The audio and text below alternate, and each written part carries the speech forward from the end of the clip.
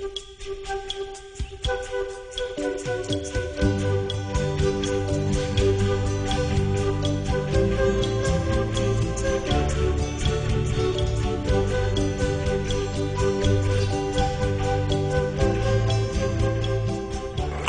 I'm Wilson Bickford. I'm a professional artist and art instructor.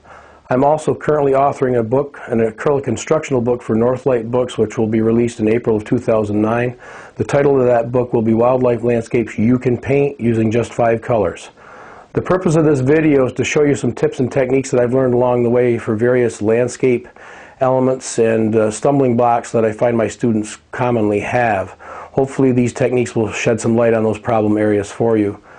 You more advanced painters are probably familiar with these techniques already, but I'm sure you beginners and intermediates will find these very helpful. For more information on my upcoming book, my classes, and my DVD, as well as artwork for sale, please visit www.wilsonbickford.com. Thank you. This lesson is going to focus on showing you how to paint a waterfall and rushing water. I've got a black prime canvas here with black gesso, which is an acrylic that is dry. Over that I've put a little bit, I didn't cover the whole canvas because this is only a demonstration. I've put a little bit of Magic Clear, Alexander Magic Clear medium over that to lubricate it, make it a little bit slippery and shiny. Underneath here I have another canvas that I'm going to work on that's got a partial background in it that I'm going to use in just a moment. But I wanted to show you first on this canvas what my students tend to do a lot, and I did it myself when I started. Show you things what not to do to get a better effect. I'm going to use a fan brush, titanium white, and I'll add just a couple drops of thinner. I've got a thinner bucket here. I'm going to thin that down just a little bit. What you want to do is underpaint your water with a shadow tone. Now the dark will represent the darkest shadows within that, but you still want some sort of a bluish, purplish, gray shadow tone. You'll see that if I do that and I underpaint it with that shadow tone first, when I go back to highlight it, it gives me more definition, more detail, more depth. What happens is instead of leaving it like that, a lot of my students, let me backtrack here first. I'll show you what I mean. If I put white on the top of that, the white now will correspond and contrast against the bluish tone, so it gives it actually a third value, which gives the water overall more depth. See that? What happens is a lot of my students will not get that bluish tone quite dark enough, and the whole thing ends up looking white like this. And you want to leave those striations in it. You'll see that the more I work this, you lose the black line effect through it, and then it becomes solid. And this is what you want to resist, is this temptation to just work this to this point and just lose all of that black. It just becomes a solid mush of nothing. If you leave it open like this, so it's got that line effect, it has much more of a rushing water feel to it. So the tendency is to overwork it. So if you avoid that, you're going to have much more success with your waterfall paintings. Now I'm going to backtrack. I've got a partial background started here just for a backdrop so it makes more sense to your eye. So to put this in the context of a painting, you take some of this purplish tone and maybe say there's a waterfall spilling right over the top here. You bring it down as low, obviously, as you want the water to be. I'm going to put a wider one here and then maybe a little smaller one right next to it. It's kind of converging into the middle. So we've got two of them dumping in there. If I take my fan brush with the blue tone on it and do a scuffing motion like this, again leaving the black through, it's a very effective way to get a water effect in here. To get the feel of water, churning, moving water.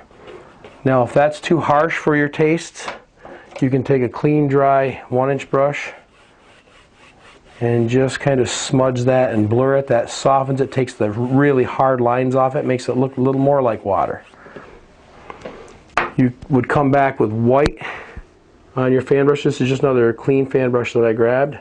Take some white and you'll see that if you highlight the tops of that, it starts giving that water much more dimension.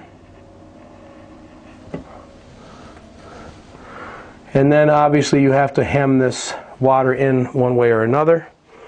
with either rocks or grass. If I use a palette knife and Van Dyke Brown and White, I'm just going to do this quickly. I'm not so concerned with the rocks as I am showing you the water. But you can take a color like that and just kind of scuff in and leave some of the black showing. It gives you a nice rock effect. You could put greenery in here so it's more like mossy grass and land. Something has to be holding that water back. I want to show you a little bit down here at this reservoir, this little pool at the bottom too. Now make sure this goes higher than the level of the waterfall on the sides, because it's got to be holding it back. Otherwise the water is going to dump right over the front. So see, I'm just scraping in a little bit of a random texture. This is what we call accidental texture. It's nothing that I can actually control completely, but it happens randomly. I'll put a little division in here. Now at the base of that waterfall there's going to be some splash. So if I go back to that one that's got the blue on it and wipe some of, I'm just dabbing it off on a paper towel here next to me.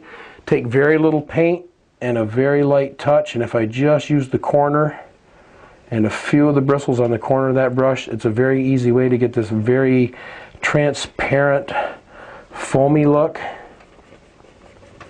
And then blend it so that it sits down and is connected to the rest of that water. And to highlight that, I can take a fan brush that has the white in it.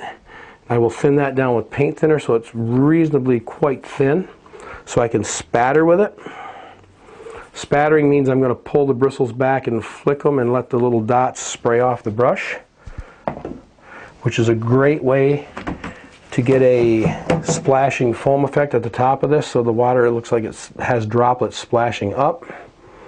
If we can zoom in on that a little bit, you'll see that gives it a tremendous amount of detail. Very easy to get. So that water really looks like it's moving. Further out as it comes away from there, there'll be some more churning water effects, so I can take a fan brush like this and literally just kind of tap into the canvas with a light touch and get these little white caps and rolling foam patterns. So overall it's pretty easy, especially using that black underpaint, that black gesso underneath. It gives this painting a lot of depth and it makes these water effects really easy to get. So try this out if you haven't tried it already. This works great, and with a little bit of practice you can go leaps and bounds with your artwork. So give that a shot.